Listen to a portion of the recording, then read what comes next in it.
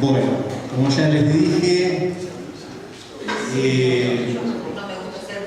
no, pero yo te voy a inventar uno. Mirela Quevedo es una actriz que ha trabajado durante años en los teatros de Mercedes, en el teatro bajo la dirección de varios directores, de Valdano, Sedeni, la señora de Minesi, Teatro Thalía, Teatro La Vaca, Teatro Thalía, y hizo televisión, es una actriz profesional. Fue también, trabajaste con Arturo Chillida también, y fue convocada una vez para realizar un film basado en el libro de Esteban Echeverría, La Cautiva, que era un medio largometraje. Y lo dirigí yo y Arturo Chillida.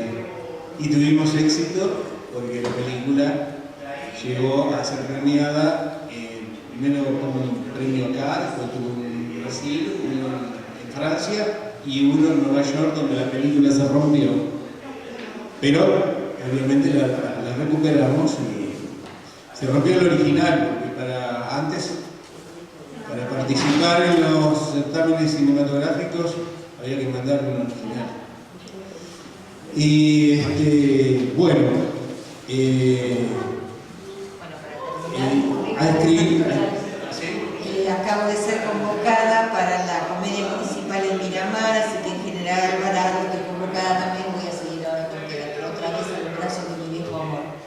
Así que bueno, se nos fue de Mercedes, nos traicionó, pero bueno, no importa. Pero Miramar es una ciudad muy linda, una gente maravillosa, así que bueno, se la prestamos. Cada tanto la recuperamos, como hoy, por ejemplo. Y ha escrito varios libros, el último ha sido un éxito rotundo. Es una denuncia a la violencia en la mujer, sobre la mujer, y se llama La violencia de tu voz. No entendí, ¿la violencia de qué? De tu voz. Una sola vida. Una sola vida. Es difícil que los hombres entiendan. Sobre sí tener razón. Exacto. Menos mal que estoy yo acá adelante, mi respeto a ella. Bueno, y hoy es muy buena escritora, excelente. Ha obtenido varios premios y entonces para nosotros es siempre un motivo de gran alegría y de orgullo presente acá. Nos hemos encontrado en otras reuniones, en otros congresos. Y Ana, te dejo. Ante todo, muchísimas gracias y feliz de estar acá. Cada vez que me convoca Jorge, lo quiero muchísimo. Fue una época muy hermosa, la de cine, teatro, televisión, en la que lo conocí a él. Y las letras siempre me gustaron, nada más que quedaron un poquito relegadas porque mi vida fue un poquito agitada, quedé viuda muy jovencita, a los 29 años, quedé viuda con una nieta muy chiquita. Así que bueno, quedó en suspenso hasta más grande lo que eran las letras. Perdón a todos los escritores, pero bueno. Bueno, lo que me pasó con este libro, que ahora estaba un poquitito como nerviosa, que todavía no hace un año que salió a la calle el libro, está agotado, fue por la segunda edición. Lo que pasa es que el tema superó a todo lo demás, ¿sí? O sea, he tenido muchísimos premios, estoy citada en un montón de ONG, el Día de la Mujer, recibí 5 premios acá en Mercedes y fuera de acá también. Lo han hecho virtual de las grandes naciones, la biblioteca de las grandes naciones, o sea, está en todas partes el libro, realmente porque es una denuncia. Para los que no saben, porque el SADE Mercedes no lo presenté en Mercedes, fue presentado en el Teatro Thalía, como corresponde a una actriz. Después se presentó en el Honorable Consejo Deliberante, lo presentó en Mercedes, que lo declaró de interés legislativo. Y bueno, es la primera vez que ante escritores lo presento acá en Mercedes. Después fue presentado en Miramar por el Banco Credicop, se presentó en la Feria del Libro de Mar del Plata y último de todo en la Feria del Libro de Buenos Aires. El otro día estábamos hablando con alguien de teatro que me decía si le permitía que lo guionara, hiciera un guión alrededor, aunque está hecho, hay un guión semiteatral que fue para la presentación que lo hizo el escritor Carlos Cartolano, un excelente escritor, y es capaz que lo vamos a volver a llevar a las tablas, o a las tablas un poco más extenso que lo que se hizo el día de su presentación. Y por lo cual yo ahora estaba un poco dudando, es porque estoy escribiendo, hay una novela que es un poquito, ¿cómo explicarlo? Es como un patio de juegos, es el después de esto, porque esto es autobiográfico, o sea, es un libro de violencia de género escrito en poesía, desde el comienzo, vendría a ser hasta la salida. Yo no sabía que iba a existir este libro, si yo escribía poesía, entre la poesía que escribía, se escribía también lo que a uno le va pasando, porque va volcando lo de día a día, hasta que se hizo una historia, ¿sí? Por eso nació La violencia de tu voz. Y estoy haciendo otro libro que es de poesía, que se trata mucho del sur. Estuve 2 meses en el sur, en Caleta Olivia, y es una tierra muy brava, todo es cuesta mucho. Hablo de la natural, ¿sí? De la naturaleza, tiene que ser muy fuerte, muy poderosa para germinar, para conseguir agua. Sale petróleo pero no sale agua. Entonces estoy haciendo otro libro. Por eso era un poquito que estoy en mitad de todo, porque lo que pasó con este libro es que me superó el tema. Así que bueno, feliz de estar con tantos escritores tan hermosos. La verdad que es una belleza oírlos a todos, un orgullo. Y muchísimas gracias, Jorge, por convocarme, y cuando está un poquito de sala de partos, el de poesías, que voy a traer. Por ahora está que es medio me está avasallando el tema. Bueno, muchísimas gracias. Gracias.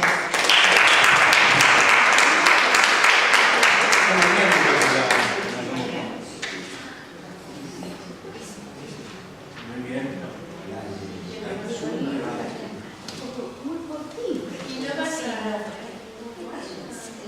Un poema que Mariana, un poema tuyo. Sí, estoy bien entregada con el tema, ¿viste? Como que me superaron las cosas. No, que lea, Yo le voy a comentar también que hay 2 tipos de distinciones de parte de la SADE de Mercedes. Una es la pluma de plata y la otra es la página de plata, que es un trofeo un poquito más voluminoso. Y la señora Liliana obtuvo ese trofeo el año pasado por este libro. Así que bueno, también me había olvidado de eso, porque ella no quiere traer el currículum escrito, entonces yo me olvido. Bueno, un solo poemita.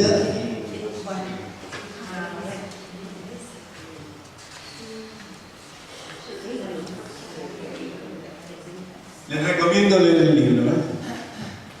Si no lo tienen, pueden pasar también por nuestra biblioteca Roberto J. G. Pairó, en la calle 27, 919, 27 y 38, a la vueltita de la escuela normal.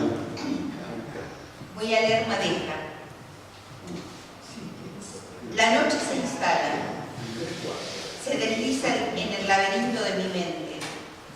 Nudos y más nudos se entrelazan. ¿De por qué?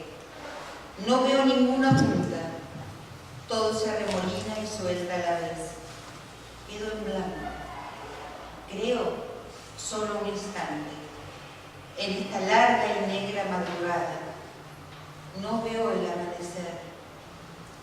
Sé que sucederá, pero no para mí. Fueron infinitos el tiempo. ¡Bravo! Gracias, Liliana. La tragedia de la violencia de género, ella la vivió en carne propia, así que por eso ella se siente muy sensibilizada con ese tema. En cambio yo no. A la licenciada Leonor Ocampo, que la convoco. La licenciada Leonor Ocampo ha escrito varios libros. Es una... Bien. Yo voy adelantando. A ver, bueno. Muy bien. Socióloga y especialista en ciencias políticas. Obras publicadas en cooperativismo como eje transversal de la educación. Función y rol social de las cooperativas. Coautora El desafío de la educación cooperativa en la hora actual. Los aprendizajes significativos y su incidencia en la vida adulta. Las plazas tienen su historia. Esto creo que está referido a las plazas de Mercedes. La participación pública de la mujer en el siglo XX.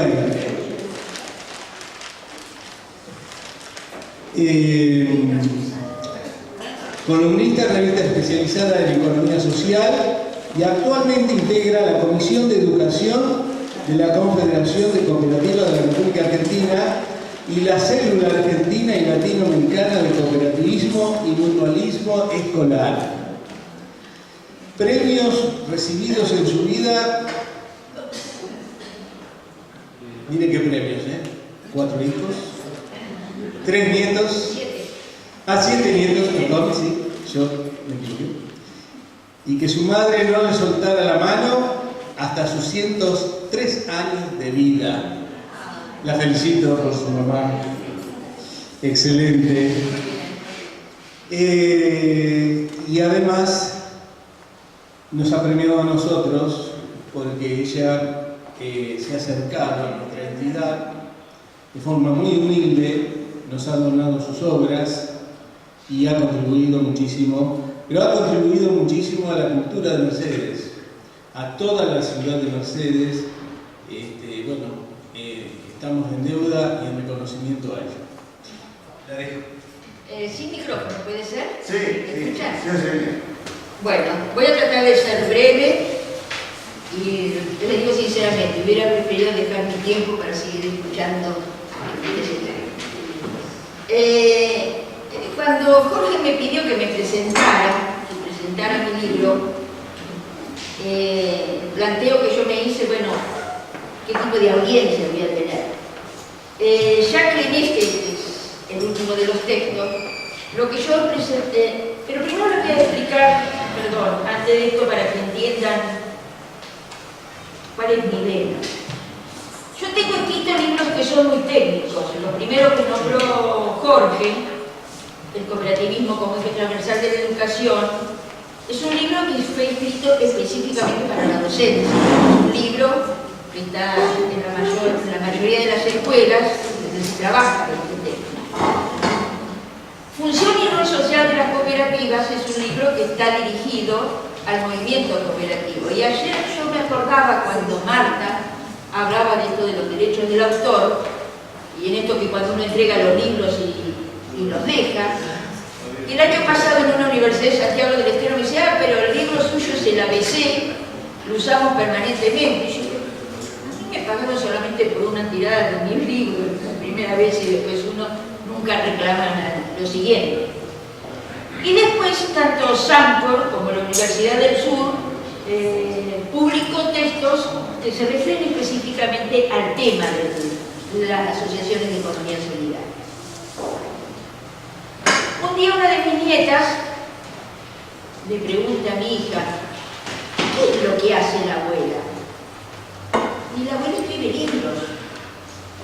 Entonces ella me lo escribió para mirarlo y me dice, abuela, yo no lo entiendo, estos libros. Porque claro, para un chico, el libro tiene que tener dibujos, el libro tiene que tener otra cosa. Entonces yo dije, bueno, voy a tener que cambiar el estilo, voy a tener que escribir otra cosa.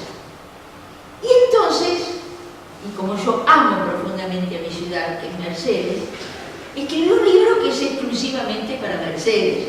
Las plazas tienen su historia, que está dedicado a mis nietos. Y con los cuales ellos hicieron chapa en la escuela, porque como en el tercer año estudian Mercedes, ellos se pelean por regalarle a la maestra el libro. Es de Mercedes. Hace 3 años atrás estaba leyendo un autor muy bueno, Historia Social de Peter Durkheim, y él dice que en realidad la historia en general la han escrito los hombres. Y que además muchos de los historiadores han escrito la historia con una intencionalidad porque han sido determinados gobernantes o políticos los que le han pedido que escriban la historia. Yo dije, bueno, a ver, ¿qué pasa con la mujer? ¿Dónde están los libros escritos para la mujer o escritos sobre la mujer? Entonces se me ocurrió, desde una mirada desde la sociología, ver y analizar qué variables fueron interviniendo en la sociedad para que se diera en especial la evolución de la mujer. Y tomar fundamentalmente el siglo XX, porque para mí es el más rico de los cambios sociales. Y tomé como base a 2 sociólogos, que hoy un poco el conferencista que estuvo anteriormente, en algunas cosas coincide con lo que yo estaba pensando en esto. Porque yo tomé a Weber y tomé a Durkheim. Weber afirmó siempre que la sociedad se constituye con tipos ideales. Es decir, el deber ser, qué se espera de un médico, qué se espera de un docente, de un policía, de una mujer, de una madre. Cada sociedad, para poder subsistir en el tiempo con sus culturas y con su modo, necesita reforzar los roles que cada uno de nosotros debemos cumplir. El otro sociólogo afirmó que la sociedad precede al hombre. Nosotros cuando nacemos ya en un orden que está instituido y que nos debemos adaptar a ese orden, sin dejar de reconocer que por suerte la sociedad es algo dinámico, que cambia, pero necesita tiempos y procesos para poder cambiar.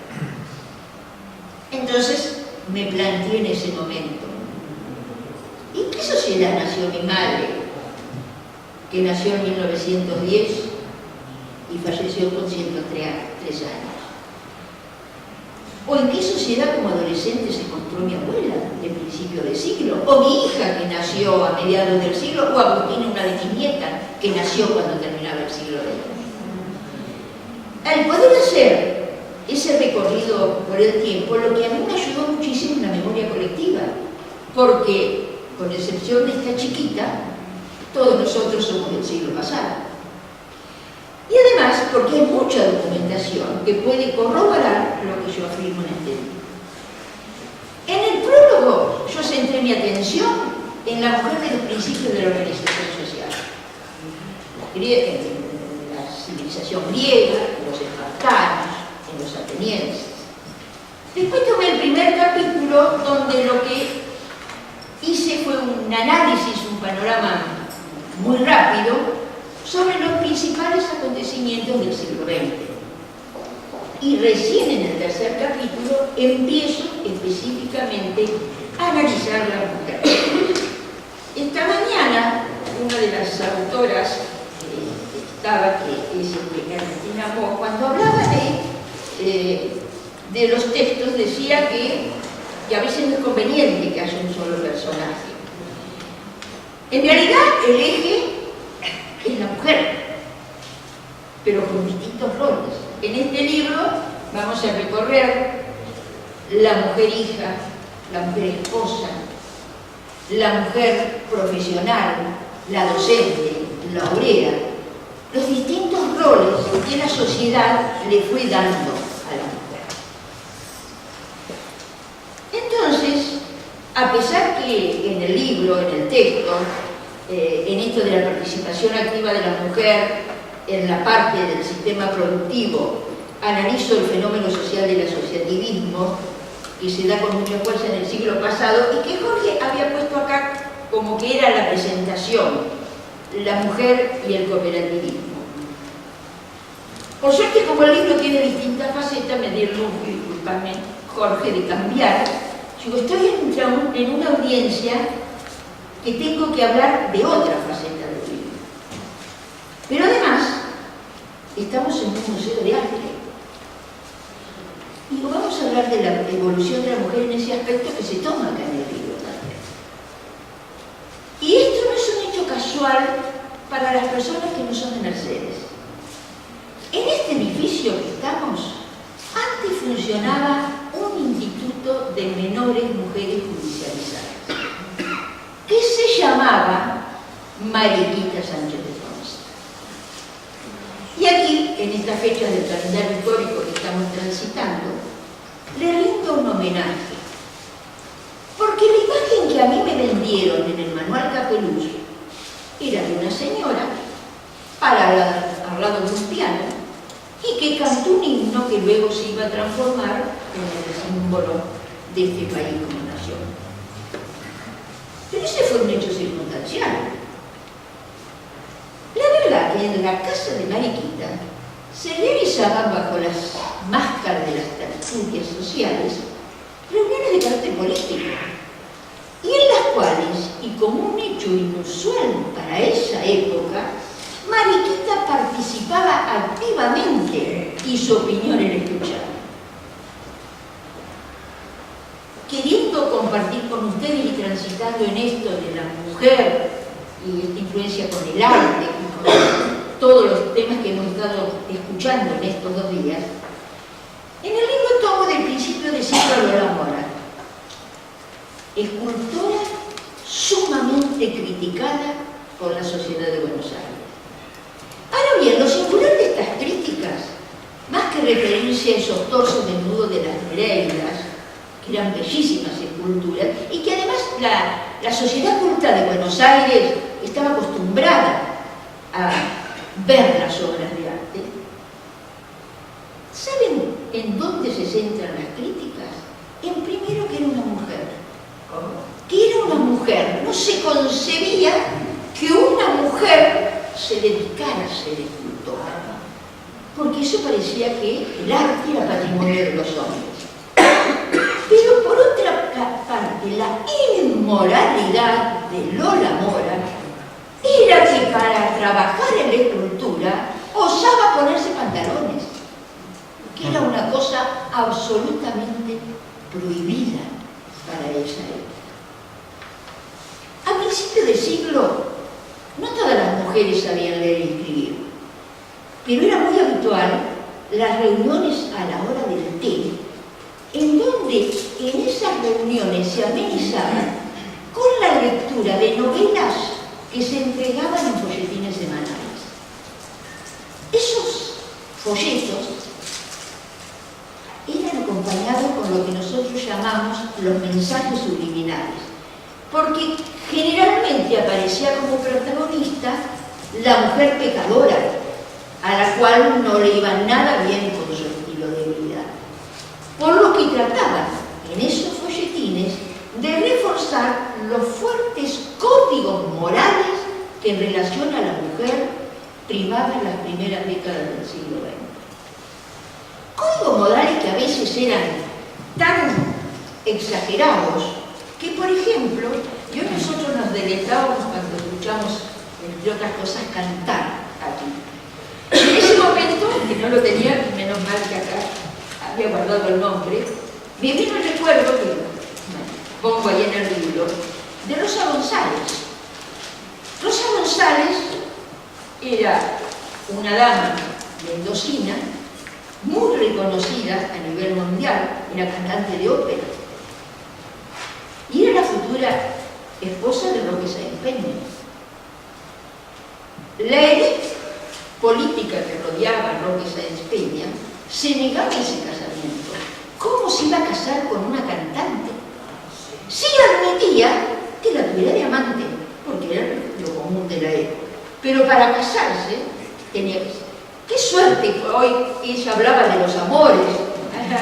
Qué suerte que primó el amor porque él se casó con ella, y fue una mujer que trabajó muchísimo por la infancia en la República Argentina. ¿Y Regina Pacini? Ah, también. Esa, las mujeres que eran marcadas y asignadas por la época. En 1900 tuvo que dejar de cantar. Sí, ¿cómo era? Y sin embargo eran las expresiones y eran mujeres buenísimas de lo suyo. En 1904 comienza a publicarse El Hogar, que en el principio se llamaba El Consejero del Hogar, y estaba dirigida fundamentalmente a la clase media y alta de la sociedad. Ahí se reflejaban acontecimientos sociales, las modas, las fotos de las residencias. Quizás podríamos decir que es el antecesor de la revista Hola y Ahora. Sin embargo, aunque esta última se diferencia porque mezcla el mundo de la farándula con lo que queda de la monarquía europea. Mientras que la revista El Hogar de principios de siglos, su acceso estaba restringido a determinadas familias. Ya a principios del siglo comienza a cambiar la mirada que se tiene sobre la mujer, no solo como reproductora de la especie y bajo el dominio de una organización patriarcal indiscutible que era la de la época. Los acontecimientos que se ciernen a nivel mundial traen una gran preocupación al Estado y sobre todo por los problemas que van a tener con la economía. En ese caso, lo que se va a reconocer es que se tiene un amable apoyo de la mujer. Tal es así que el gobierno argentino le encarga a Vianey Macet que haga un estudio sobre la mujer argentina. Y Vianey Macet va a poner en una parte de su texto: la mujer cuando está afuera es sumisa ante el marido. Y si nosotros vemos la foto de nuestras abuelas, está el hombre sentado y la mujer atrás, una gran figura. Pero sin embargo, cuando la mujer está en el seno del hogar y sin testigos, cuestiona las decisiones de su marido. Esa mujer sabe administrar bien los recursos que aporta el marido, y eso es lo que dice el Estado. ¿Y qué va a aparecer entonces en ese momento en la literatura? El Manual de Economía Doméstica, que luego se transforma en la materia de economía doméstica, que la primera se fue en nuestra época, nosotros la tuvimos en la escuela. En dicho manual se enseñaba de todo: a planchar, a coser, a lavar, a hacer dulce, a cuidar a un enfermo y hasta qué hacer en los momentos de. Tuve en mi mano un ejemplar en español del manual, que es del año 1936, y encontré una joyita.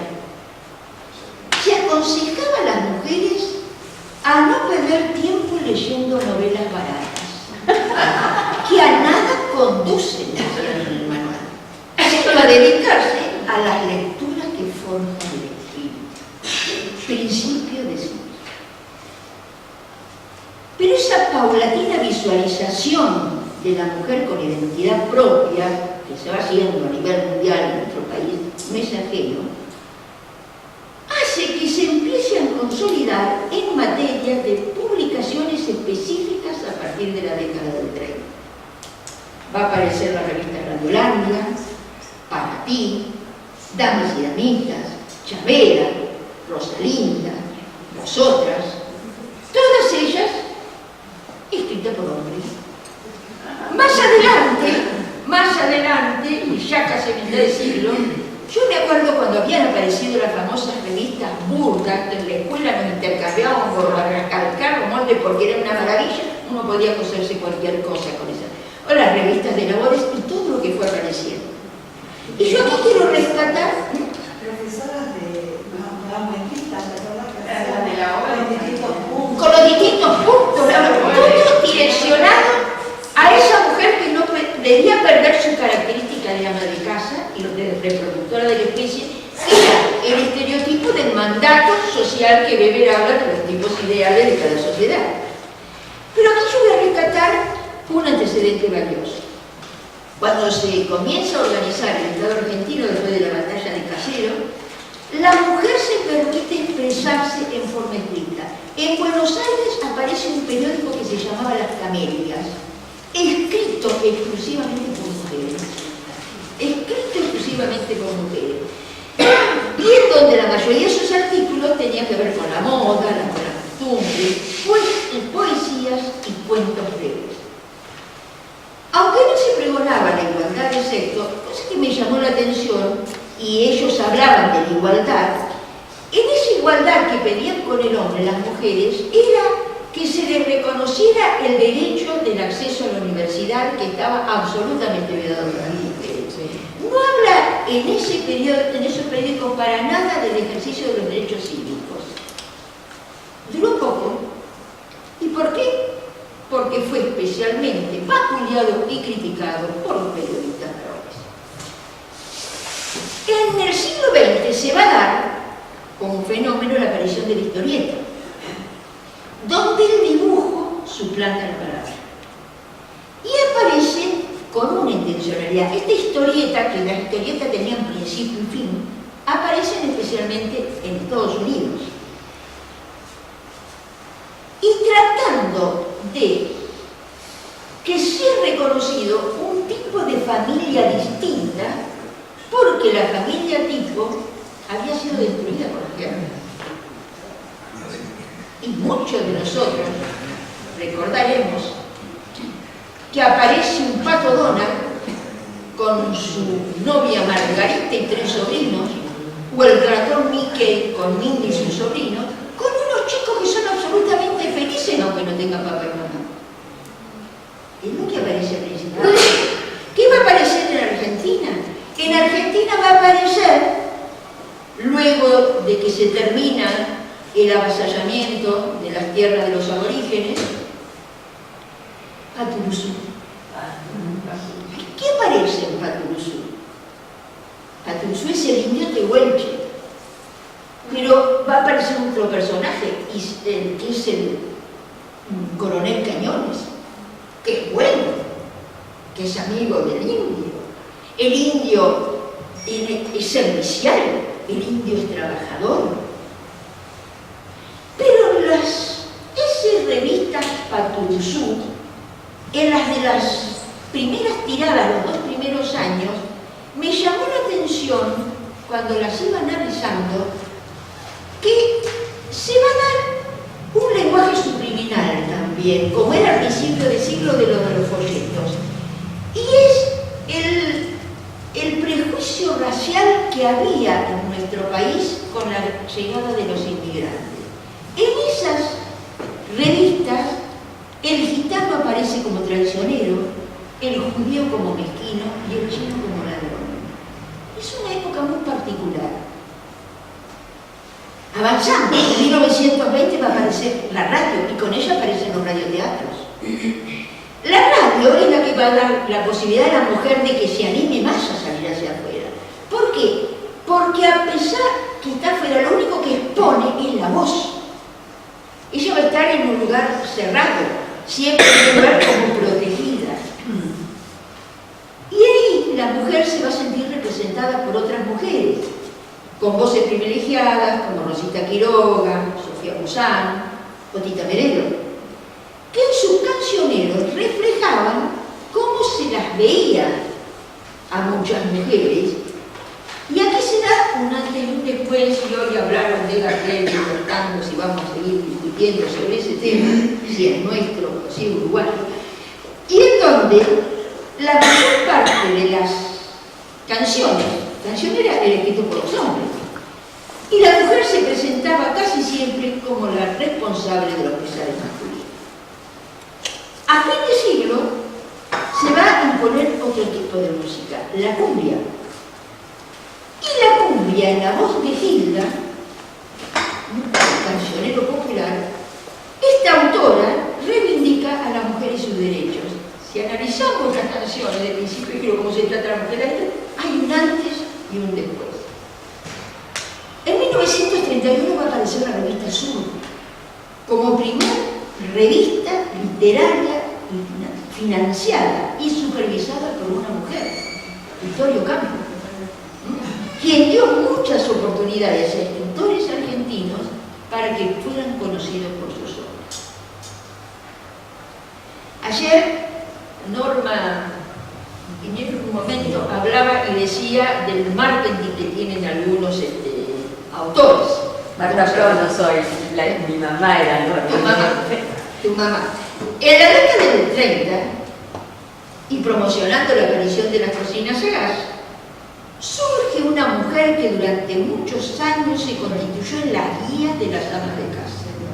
La Petrona. Doña Petrona. El libro de Doña Petrona se constituyó en uno de los íconos más importantes para las jóvenes casaderas, cuyo ejemplar generalmente se le regalaba a la novia en la famosa fiesta del compromiso. A mediados de siglo aparece una escritora española, María del Socorro Corintellano. Al suspiro, ¿no es cierto?, que acapara con sus novelas al público femenino, siendo la lectora más leída del siglo pasado. En el entramado de sus novelas aparecía en general el hombre rico y la muchacha pobre, que con muchas vicisitudes lograban superar todos los obstáculos sociales en defensa de su amor, y en donde esos deseos y pasiones encubiertas nos abrió a muchas de nosotras las puertas de la imaginación femenina. En el 61 aparece Escuela para Padres de Valliberti. Y fíjense ustedes, ella escribe, su obra que integra 3 volúmenes, es una guía práctica para padres en la educación de sus hijos. ¿Y por qué aparece la necesidad de que había? Porque ya en esa época la mujer ya había salido a trabajar. Ya la mujer no era el centro de la casa que educaba a las hijas portaban a la noche, preparaban el ajuar antes de tener novio y las preparaba para ser amas de casa y madres. Entonces la literatura suplanta con esto esa ausencia y aparecen los textos específicos, en los cuales Eva Gilberti también marcó en su época un ícono. Me voy hasta el año 64, donde aparece la tira Mafalda, de la mano de Quino. Ahí hay una diferencia con esa familia de principio de siglo, del ratón Mickey y del pato Donald. Aquí aparece la familia tipo de nuevo. Y aparecen personajes como Evelito, Marcelito, Filipito, y aparece una niña, aparece una mujer que es Mafalda, que es anticonformista, es rebelde, es idealista, que cree en el progreso de la mujer y que es rápidamente aceptada por la sociedad y en la cual su creador presenta muchas veces en forma descarnada lo que es la realidad de la sociedad, pero la presenta bajo la figura de una niña, Mafalda, muy querida y hasta el día de hoy absolutamente leída. A partir de la década de 70 aparece la mujer ocupando espacios propios y aparece, por ejemplo, en los avisos publicitarios, mientras que el hombre es el exitoso que compra autos, perfumes. A la mujer la centran, mejor dicho, en avisos que tienen que ver con el hogar, los electrodomésticos, los artículos de limpieza. Entonces, aquí va a aparecer esos estereotipos tan arraigados que nosotros, los sociólogos, muchas veces definimos como los mitos de la belleza, porque la mujer de la TV se tiene que presentar como una persona alta, de tez blanca, delgada y de cabellos rubios. Figura femenina que además es exaltada por Divetto en la revista Fioresco. Y también, marcando diferencias sociales, es satirizada por Landru en la revista Tío Vicente. Producida la universalización de la educación y teniendo la mujer la posibilidad de acceso a todos los niveles de enseñanza sin ningún tipo de restricciones, se marca y en especial a partir de la mitad del siglo pasado, la participación activa de la mujer en todas las manifestaciones, encontrándonos con una amplia gama en la parte literaria donde la prosa, la poesía, la narrativa encuentra en la mujer una mayor predisposición para expresarse. En el periodismo también. Sí, exacto. Yo aquí, para hacerlo sintético, estoy tomando estos. Hay en otras manifestaciones, en la manifestación, el crecimiento político, cómo se da en la mujer, el crecimiento se da a partir de la introducción en el circuito productivo. Hay infinidad de cosas que podríamos hablar. El arte textil que siempre se le permitió, ¿no? El arte textil que siempre se le permitió. Pero yo quisiera, muy brevemente, porque estamos muy acotados en el tiempo y la verdad que hay gente que tiene cosas valiosísimas para contarnos todavía en esta noche, y teniendo en cuenta los días que estamos pasando, yo en el inicio dije que nosotros, estoy convencida, y es cierto, nacemos en una ciudad que no está predeterminada. Todos nosotros nacimos en un siglo, la mayoría de nosotros, que si bien tuvo retrocesos en la participación en el ejercicio ciudadano, se estaba consolidando como Estado independiente. Pero para que esto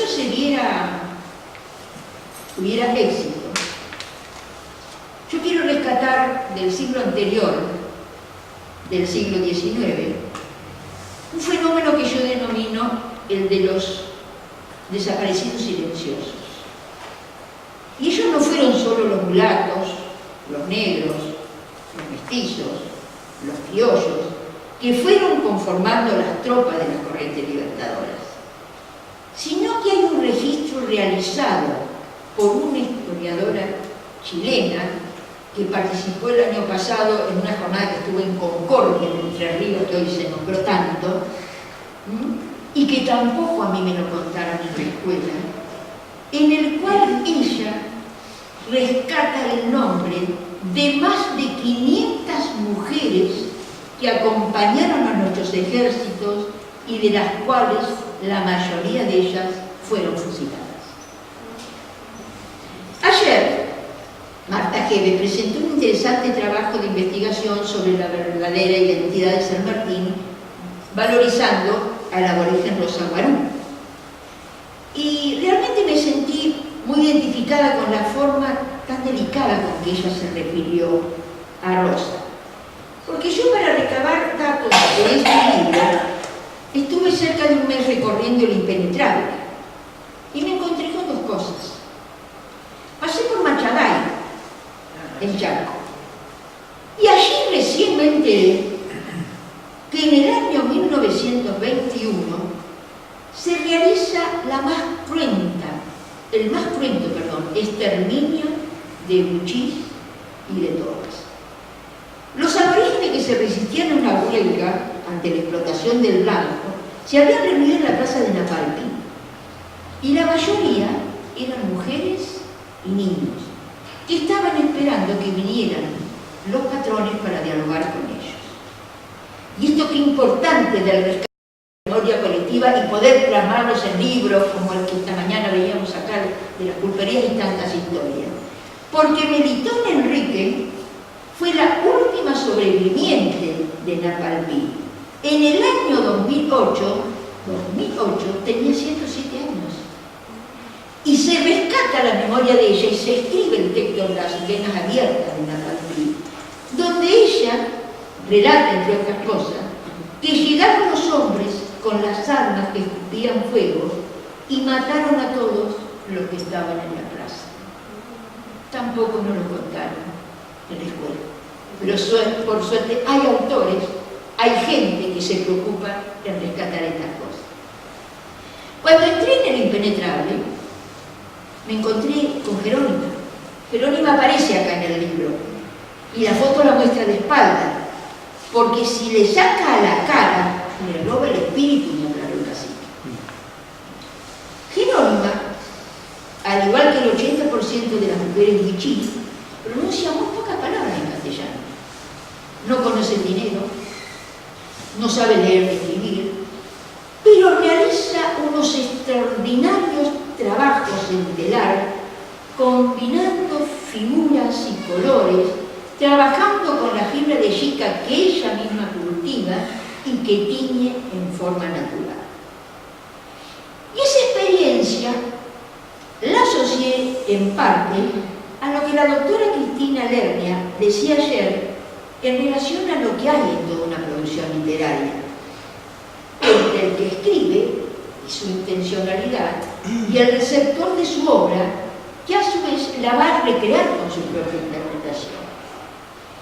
Ayer, esa señora tan simpática de casa, Marta, relacionaba el objeto como algo en sí y el objeto recreado por la mano del artista que lo hace perdurar en el tiempo.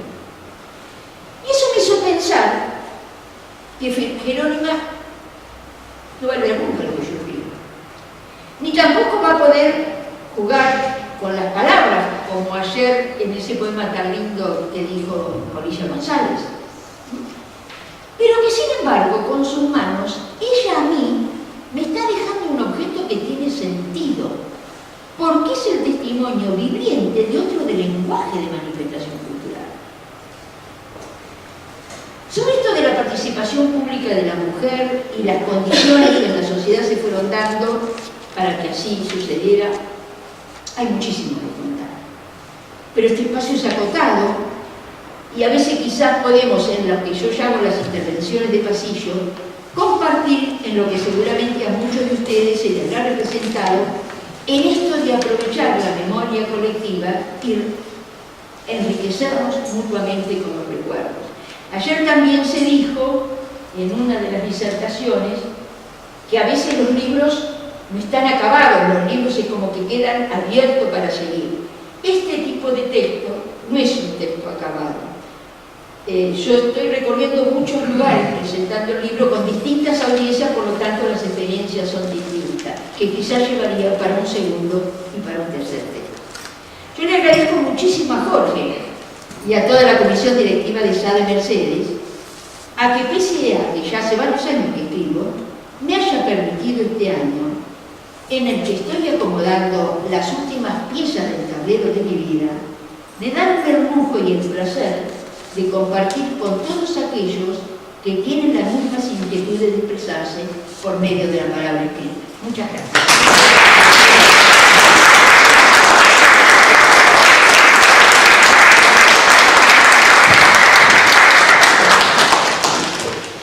Yo empezar a hacer valor Me estaba acordando de Alicia Moreno Justo. Me estaba acordando de Juana Zurduy. Sí, yo no tengo banderías políticas, así que me estaba acordando de Perón. Macacha Jueves. Se ha podido hacer. Claro. Hicimos una movida en la Feria del Libro por el tema de jueves que lo han siempre relegado, que no tenía una fecha. Claro. Pero además de todas esas mujeres silenciosas, Sí, como dice Jorge, nosotros en principio del siglo tuvimos las dos vertientes, la de la mujer preparada, de la mujer que había estado en la universidad, como Alicia Moró de Justo, Elistiani, que bregaron tanto por los derechos de la mujer del principio del siglo. También tenemos esa otra mujer, la mujer del inmigrante, la mujer que se arriesgó en el 1914 en la guerra de los ferroviarios a salir a la calle, y muchas de ellas en la Plaza de Gloria también fueron fusiladas. La mujer de los talleres textiles de los conventillos del principio del siglo o de la cooperativa del fin de siglo. Las mujeres en Estados Unidos que se mataron con la fábrica, de la cual viene el 1 de mayo. El 8 de marzo. Las mujeres en las funciones de política, Sí, las sí, cuales sí. nadie nombra a Cota, que fue la primera diputada argentina desde el año. Me estaba acordando de Lola Mora, que era una mujer revolucionaria no en el sentido, revolucionaria en su actitud, y en su su talento. Alfonsín Storni. Alfonsín Storni, muy bien. Alfonsín Storni. Sí. Hay mujeres que se rebelaban ante toda esa... Y tuvieron la oportunidad, a pesar de que en la sociedad argentina y pasada la mitad del siglo pasado, todavía estaba muy marcado ese rol de la mujer como reproductora de la especie. Y aún en los partidos políticos, y con esto quiero dejarlo si no me engancho. Sí. Fíjense que cuando la mujer entra a trabajar en las fábricas, el Partido Socialista es el primero que se opone a que la mujer trabaje en la fábrica. Porque dice que una mujer parada 8 horas delante de una máquina no va a tener hijos sanos. No va a tener hijos sanos.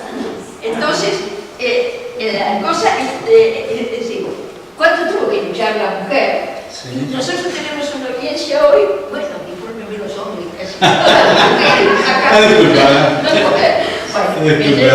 Muchísimas gracias. Un aplauso, por favor.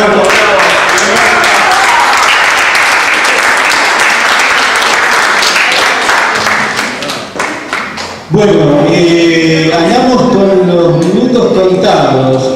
Tengo que agradecer a la señora Estela Melgazo, que ha desistido de hoy de hacer la conferencia de ella. Va a hacerlo mañana.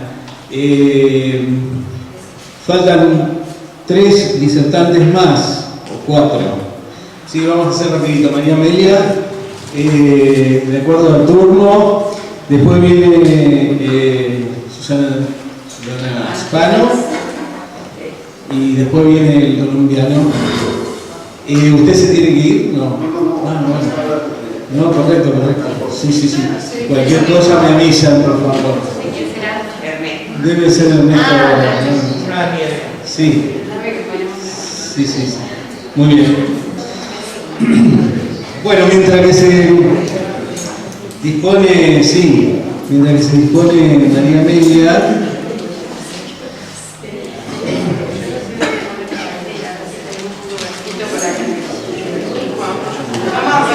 yo voy a leer un poquito.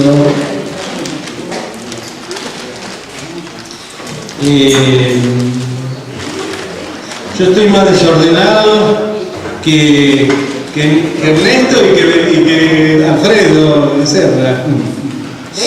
María Amelia Dinova Castro, docente, maestra y directora. No se me vaya nadie porque tengo que entregar los diplomas y las distinciones. Docente, maestra y directora, documentalista, fotógrafa, escritora. Integral, eso de documentalista me hace la competencia a mí, pero bueno, ella es mejor. Integrante de la comisión fundadora de SADE, Sociedad Argentina de Escritores, Mercedes, de donde es oriunda, de acá de esta ciudad. Ha publicado en varias antologías. ¿Ven que sacó esto? Ha publicado en varias antologías: Los Poetas de la Plaza de Mayo, antología 22, 23, 24 de la Sociedad de Poetas y en Café con Letras de Antología Internacional, La Reevolución de la Palabra, con su poema Huellas. También participó del encuentros internacionales de escritores en Uruguay, en homenaje a Mario Benedetti, y fue reconocida con una medalla por sus poemas ilustrados en el Encuentro Internacional de Escritores del Instituto Cultural Latinoamericano de Junín, Buenos Aires, Argentina. En el año 2014 participó de la Antología Internacional de Poetas del Mundo, editada en Chile, El Canto Eterno, con su poema El Che y su pueblo, la cual formó parte del Encuentro Internacional de Literatura en Holguín, Cuba. Fue parte de encuentros literarios en Los Toldos, Carlos Casares, y del Congreso de SADE Mercedes en San Antonio de Areco, y del Encuentro Internacional de Quillo, Uruguay, en 2015. Quillo, sí, perdón. Siendo declarada visitante ilustre allá. No, es muy importante esto. Expuso su poema, aparte yo no lo sabía. expuso sus poemas ilustrados a la Mercedes y Isabel Chivilcoy. En diciembre obtuvo el segundo premio en el concurso literario realizado por la Dirección de Cultura de la Municipalidad de Giles con su poema A los pueblos originarios. Año 2015, en enero de 2015 recibió 2 menciones de honor y primera mención especial y medalla en el concurso internacional realizado por el Instituto Latinoamericano de Junín por los poemas Pampa y Ámame, formando parte del audiolibro. En mayo recibió 2 menciones de honor del Círculo de Escritores de Pehuajó en el concurso nacional La Pluma de Plata 2015 por los poemas Inundación y Masacre y Tibio Amanecer, por lo cual forma parte de la antología La Pluma de Plata 2015. Bueno, sigue, es muy intenso. Después.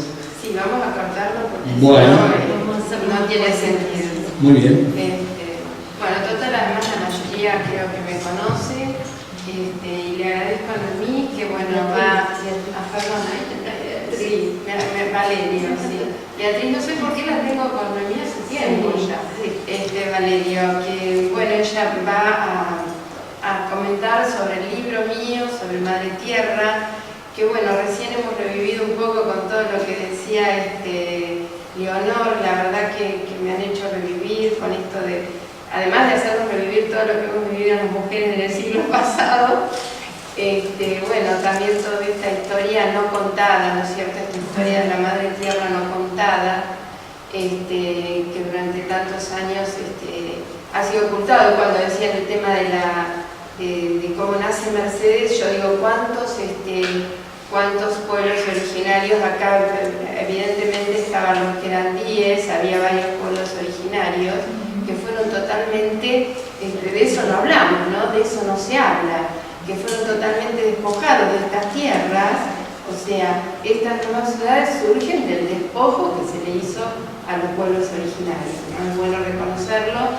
Y bueno, si bien mi libro no es específico de este tema de los pueblos originarios, sí de lo que ellos tienen como su gran amor, que es la Madre Tierra.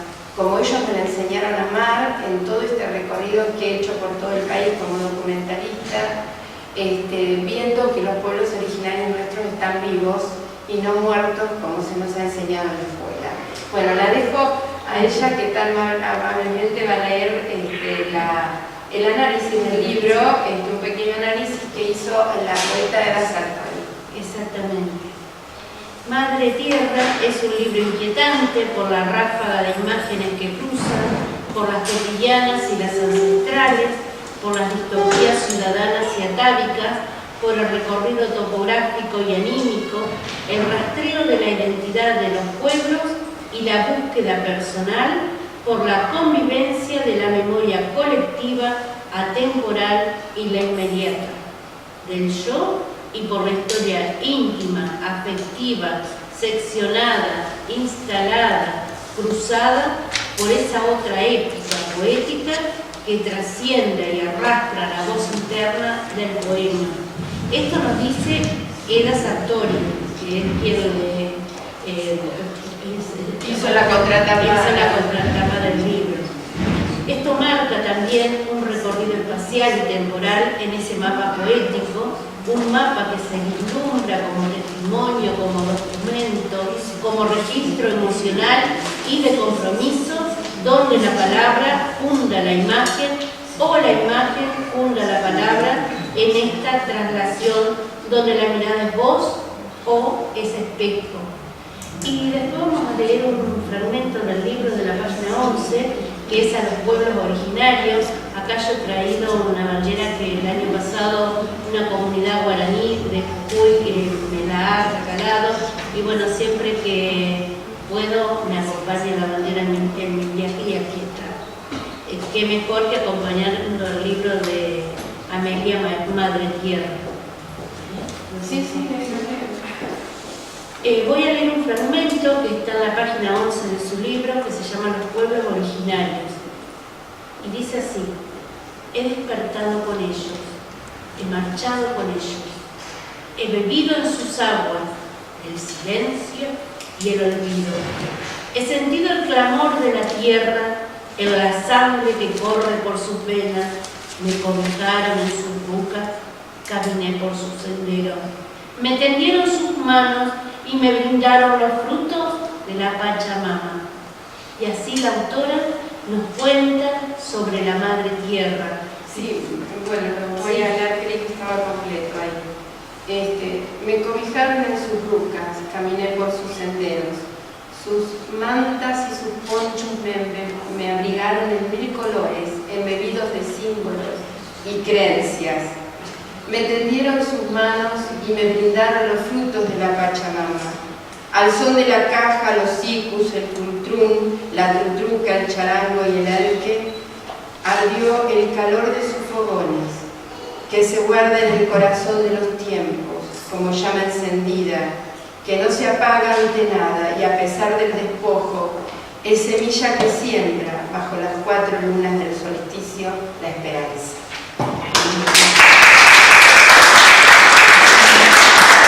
La autora sigue en este libro, hablando también del Himalaya, desde este territorio fundacional, primogenio, enigmático, la rapidez de una instantánea nos traslada a otro extremo de la Madre Tierra. Y aquí la voz es una cámara suelta, como un paneo que nos lleva ágil por la ciudad en una descripción magnética, misteriosa, una búsqueda de indicio, hasta el interrogante final, donde la conciencia del despojo abre la compuerta de la impotencia y de la ironía. Sí, lo que pasa es que lo anterior era con respecto al Himalaya. Les voy a leer el poema porque lo que ella decía, lo otro es de Camboya. En el libro trato de llevar el tema de la Madre Tierra a una unidad con todos aquellos lugares que he recorrido. Y cómo las mismas cosas nos pasan en todos los lugares del planeta, ¿no es cierto? Y el tema de rescatar a la Madre Tierra en todos los lugares que he recorrido. Por eso Himalaya dice así. Yo no me estoy viendo bien, pero bueno. No sé, ¿has tus anteojos? No, son mucho, es mucho. Bueno, me sirve. Todo nieve, apenas unos picos oscuros Himalaya se asoman en el blanco penetrante de tu tierra. Pastores con sus baños pasaban y pasaban, caminando a paso lento, en busca del verde ausente de los valles para alimentar sus cabras, como si estuviéramos en el comienzo de la vida. Ya pronto la noche vendría con nosotros, en el camino estúpido bebiendo esa inmensidad, hasta que de pronto las ruedas en la cornisa fueron avanzando lentamente, casi en silencio, unas detrás de otras, entre los imponentes glaciares, el cielo, las pequeñas y grandes tiendas de campaña y el intenso frío, que todo lo cubría. Era como tocar el cielo con las manos, rodeados de profundos precipicios. Solo el camino en su estrechez nos guiaba. Grandiosamente absorta me quedé entre tus brazos, abrazándoles con esa tierra inhabitada, donde la naturaleza desplegaba sus alas muertas como suspiros que cortan el aire y el silencio, como esa suave música que viajó con nosotros y contigo, Himalaya.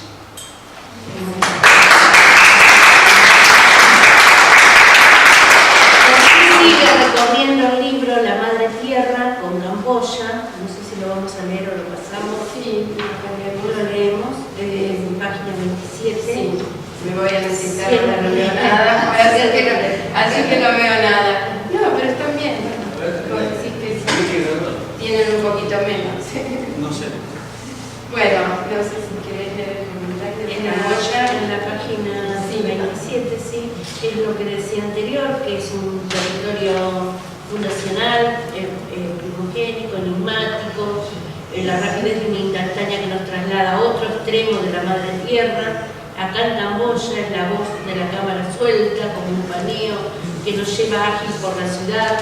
Es una descripción magnética, misteriosa, una búsqueda de indicio, hasta el interrogante final, donde la conciencia del despojo abre la compuerta de la impotencia y de la ironía. Bueno, se lo leo. Aquí en Siempre, bajo el ardiente fuego del sol, la bicicleta me lleva por toda la ciudad. Desde las estrechas calles sin veredas, donde las casas y los hoteles parecen apilarse, hasta llegar a las grandes avenidas de verdes arboledas, grandes construcciones y floridos jardines con sus altares budistas. Es el camino a la antigua ciudad de Angkor, de grandes templos y palacios budistas e hinduistas, según quien tuviera el poder en esas tierras lejanas, las tierras de los Yemen. Escaleras muy empinadas y pequeños escalones muy parecidos a la de los mayas. ¡Cuánto misterio! Todo dibujado en sus paredes, derruidas por el tiempo. Grandes columnas y galerías que circundan piletas, y más allá el templo de Bayón, con paredes formadas por gigantescos rostros de Buda y torres alrededor de los grandes jardines y el lago. No alcanza mi mirada para tanta historia. Me parece cobrar vida en las ceremonias que encarnan sus monjes budistas de largas túnicas naranjas. Todo impresiona mi pupila y mi pensamiento vuela como mi bicicleta hasta llegar a un cerro donde los elefantes muy ataviados nos pasean y la exuberante vegetación y maravillosa vista de la ciudad nos atrapa. Pero ¿qué pasó en estos años? Que después de tanta civilización en muchas otras regiones de Camboya, hoy hay tanta pobreza.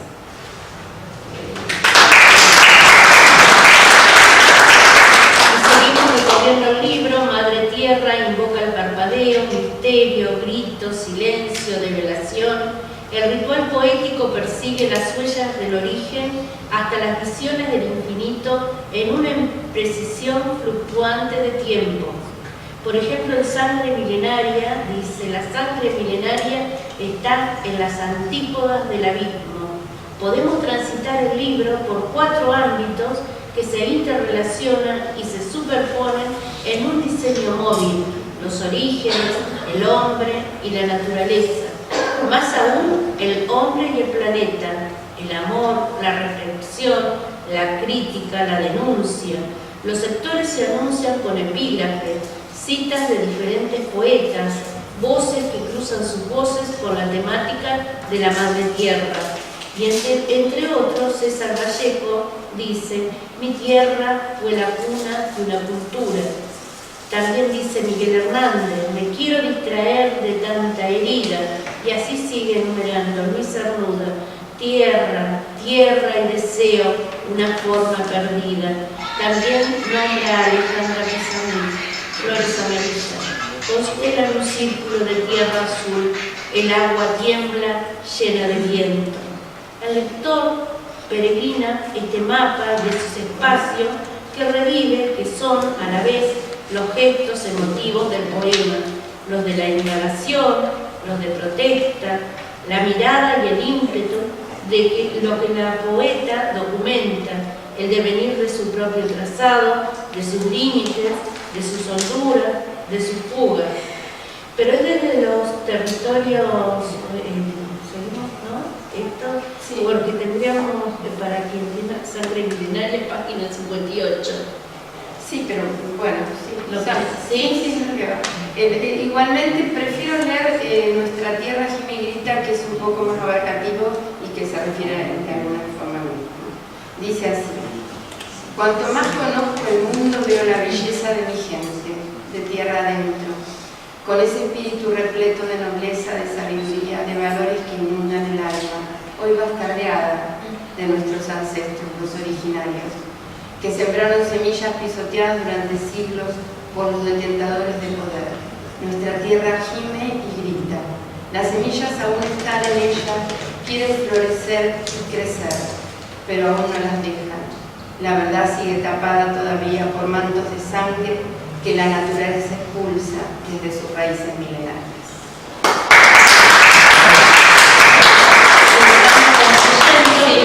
Va haciendo un recorrido, hay gestos en el poema, hay escenas, hay fotografías, hay movimiento, hay como en el teatro catarsis. en convivencia con la lectura visual del poema y la interna circular. Hay una dinámica coral que concluye desde y con el autor, con el yo poético, con el lector, las voces que se desbocan en cada poema, las que evocan los epígrafes, las que el mismo autor o sujeto poético lector interpreta o silencia. Y yo insisto con Sangre Milenaria, como para... Pero voy a volver a leer algo parecido, y yo prefiero miren, una cosa que estaba pensando, porque es importante unir el pasado con el presente. Este libro tiene justamente ese recorrido por la tierra, ese recorrido por las cosas que nos pasan, porque también habla mucho de la memoria, como inundación y masacre, que se refiere a la inundación que hubo en La Plata. O sea, tiene cosas del pasado y del presente. Pero voy a leer un poema que no lo teníamos ahí, y que me parece que es como una unidad entre el pasado y el presente, y que va mucho más allá si lo analizamos. Y aparte es un poema muy simple, que le escribí al mate. En realidad no fue al mate, sino se lo escribí a la yerba mate, al caá. El caá y el mate, ustedes saben que es creación de los guaraníes, que fueron grandes poetas, y que yo no creo que es casual que en Entre Ríos haya habido tan grandes poetas, porque los guaraníes fueron grandes poéticas, y hay una poética que me mandó hace poco, que después, bueno, esto nos da para otro momento, pero muy interesante, de Capacio, que se encuentra nuestro compatriota Marcelino, que se encuentra en San Luis, y me mandó unos libros interesantes, porque a mí me gusta toda esta temática, y me dice, mira, acá te mando lo que están destruyendo, el hábitat de nuestros pueblos, y de alguna manera me quiso decir, al destruirse eso, que fueron grandes, y él tiene mucha cosa de esto del poemario de los guaraníes, fueron grandes poetas, grandes músicos, todos sabemos que fueron grandes músicos, tal vez no lo conozcamos por su poesía, pero sí por su música. Y me dice, bueno, es la nueva forma que estamos matando y aniquilando nuestro. O sea, la forma de matar no necesariamente tiene que ser con un fusil, con una flecha, hay otras formas de matarlos, ¿no es cierto? Y esta es sacarle su hábitat. Bueno, y entonces yo voy a leer la del K, que me parece la que le hice al K, que dice así.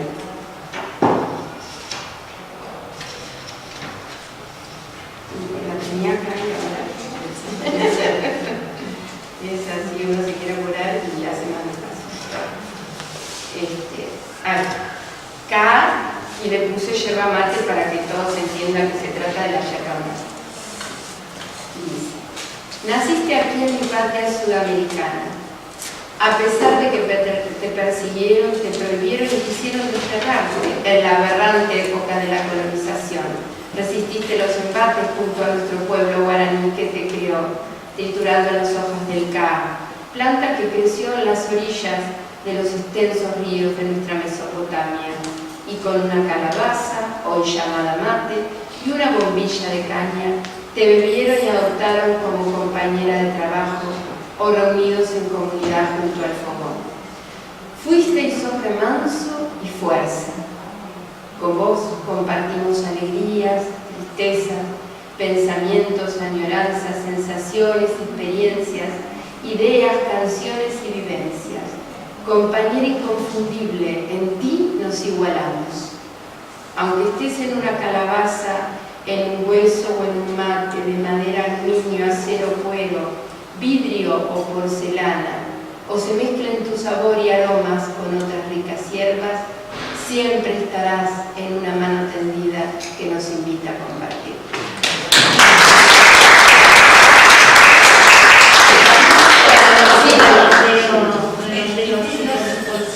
Bueno, porque vamos a cerrar. Después les quiero decir que mi nieta no está acá de gusto, pobre, estuvo escuchando todo lo de ustedes, informándose. Ella es muy estudiosa a pesar de ser tan chiquitita, le interesa todo, así que después nos va a leer el poema que dice a los nietos.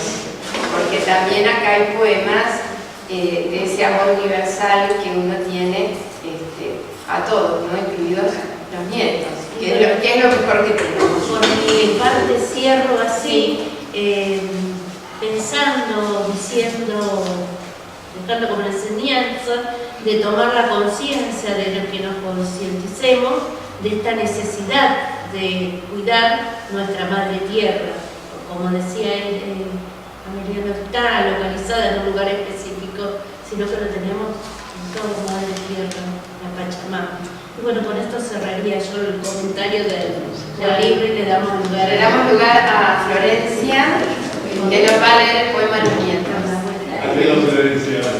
Vamos. Está medio que no se anima, vamos a darle ánimo.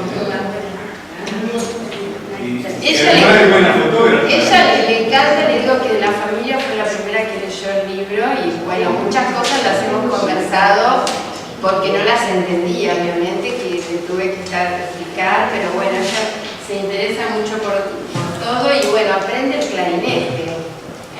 Así que vamos, sí, que eso tiene que ver con lo que hoy me hiciste acordar de mi mamá, valga esto, que acoto teniendo en cuenta que ahora está ella, porque mi mamá fue una excelente pianista. Y yo justamente aquel poema que le hice fue reconociendo su arte, que justamente con la familia quedó profesora de piano, al tener su familia. Exactamente. Así que me hiciste revivir todo eso. Bueno, ahora nos vas a leer unos nietos. Ella sabe la página de memoria. Dale. Yo me voy a sentar. Bueno, ella sabe la página de memoria y siempre me la dice. Ahora me la acordé. Dale, ¿querés el micrófono? Ella se siente más segura. Bueno, este poema se llama A mis nietos. Ellos crecen y crecen, tras las flores y los árboles corren, saltan, se esconden, investigan, buscando su pequeño camino. Juegan y juegan, mezclándose con la naturaleza. La creación los atrapa, y con maderas, palos y ramas fabrican juguetes, llenándolos de vida. Ellos los hacen, los manejas, tejiendo miles de historias, con distintos personajes que mueren y se transforman desde la semilla que injertan y recrean, entre la exuberante vegetación del jardín, su pequeño bosque. Luego en la sala de música arman e inventan melodías nuevas. Las teclas del piano y los instrumentos de viento suenan y repican, al compás de las canciones, que inventan y cantan, a su manera. Después los lápices y las pinturas los esperan, y así pasan la tarde cuando se juntan en la casa de la abuela.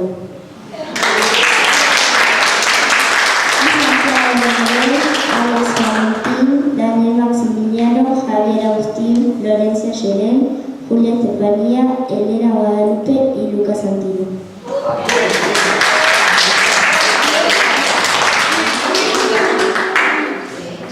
Bueno, muy bien. Bueno, un aplauso grande para...